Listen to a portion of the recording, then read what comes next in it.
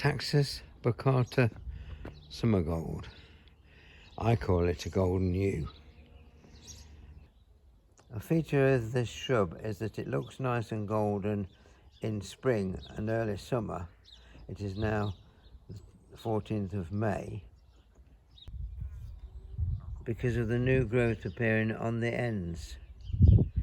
It does then go throughout the year, it does then go rather green.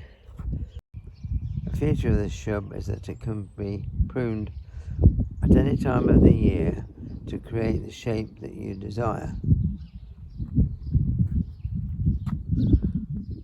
Unlike the dreaded conifers, where if you take too much off them, they go black and stay black. I planted this as a small shrub 26 years ago and have cultivated it so it goes from one side of the front garden to the other.